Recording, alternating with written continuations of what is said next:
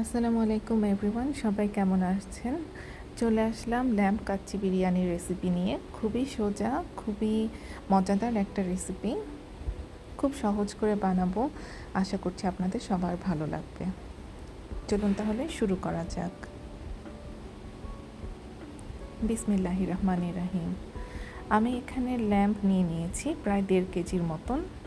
আপনারা বিফ দিয়ে করতে পারবেন, মাটন দিয়ে করতে পারবেন, কোনো অসুবিধা নেই। আমাদের লাগবে রান্নার জন্য তেল, লাগবে আদা রসুন বাটা, আমাদের লাগবে ধনে গুঁড়া এবং জিরা গুঁড়া, আমাদের লাগছে মিট টেন্ডারাইজার এবং লবণ। মিট টেন্ডারাইজার না থাকলে আপনারা কাঁচা পেঁপে বাটা ইউজ করতে পারবেন। এখানে একটা পেস্ট লাগছে আমাদের, কাজু বাদাম, চীনাবাদাম, পোস্ত, বেরেস্তা এবং টক দই একসাথে মেশানো। এখানে আছে গরম মশলা এবং শুকনা মরিচ গুঁড়া।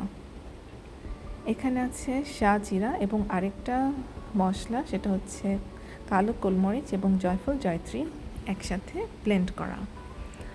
আমাদের লাগবে আলু বোখারা, এখন একবার দিব, আবার বিরিয়ানি রান্নার সময়ও আবার দিব। আমাদের লাগছে গোলাপ জল এবং কেওড়া জল। আপনারা যদি চান শুধু কেওড়া জল দিয়েও বিরিয়ানিটা রান্না করতে পারবেন, তবে অবশ্যই দেবেন যাতে বিরিয়ানির সেরকম রাজকীয় একটা গন্ধ আসে। আচ্ছা, আমরা তাহলে শুরু করে ফেলি। মাংসের ভেতর এক এক করে সমস্ত মশলা আমি দিয়ে দিচ্ছি। মাংসে অনেক সময় কাঁচা গন্ধ করে, সো আপনারা এই গন্ধ দূর করার জন্য একটু লবণ, একটু লেবুর রস অথবা ভিনেগার আর পানি, এইগুলো একসাথে মিশিয়ে মাংসের সাথে প্রায় 15 থেকে 20 মিনিট রেখে দিবেন। দেখবেন গন্ধ চলে গেছে। একটা বাজে গন্ধ হয়, দুর্গন্ধ, সেটা একদম চলে যাবে।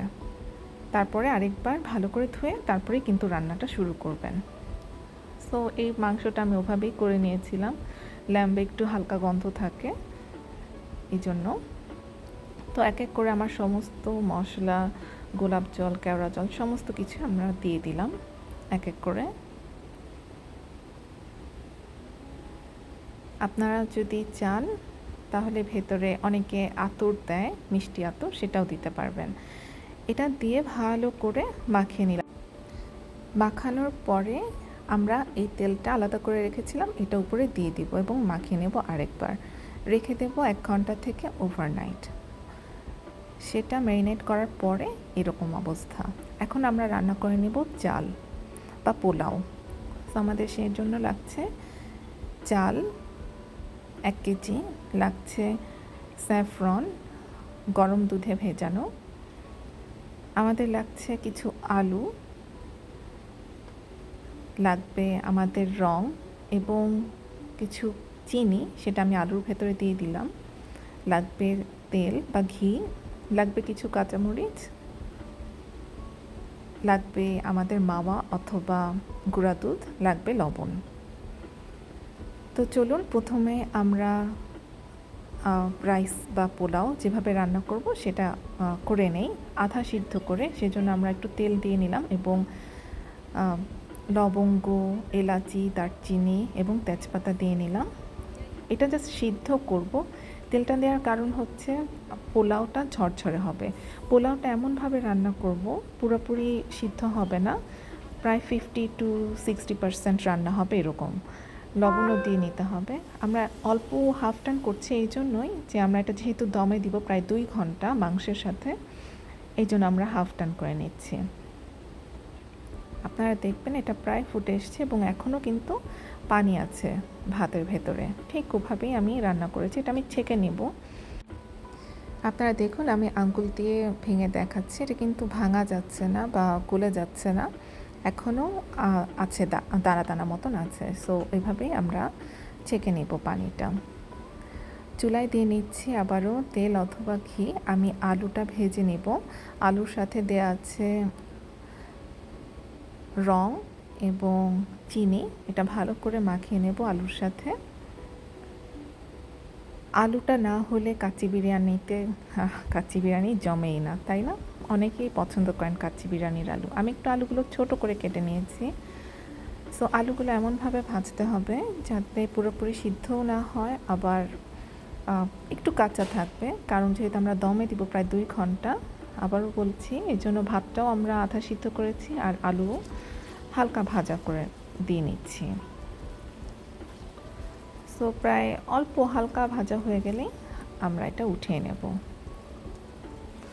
সো আমি আর বেশি ভাজবো না, আমি উঠিয়ে নিচ্ছি একটা বাটিতে। এটাও আলাদা করে রাখছি। আমি চাল যেভাবে আলাদা রেখেছি, ছাঁকতে দিয়ে দিয়েছি, ঠিক সেভাবে আলুও আমরা আলাদা করে রেখে দেব।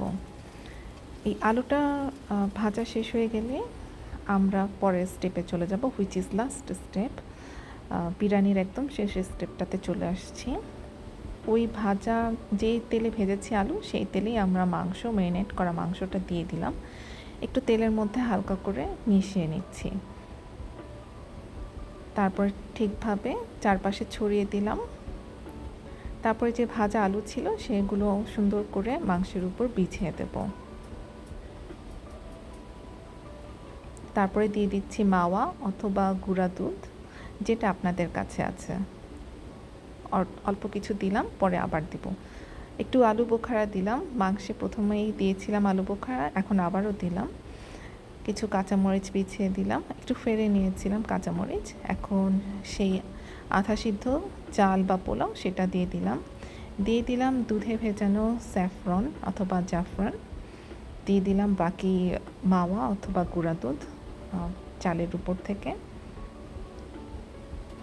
আপনারা একটা কাঠি বা খুন্তির হাতার পিছন দিক থেকে এরকমভাবে ঘুরিয়ে ঘুরিয়ে গোল গোল করে দিবেন, যাতে বাষ্পটা ভিতর থেকে বের হতে পারে। আমি কিন্তু চেপে দেইনি ভাত, যাতে বাষ্প উঠে যেতে পারে।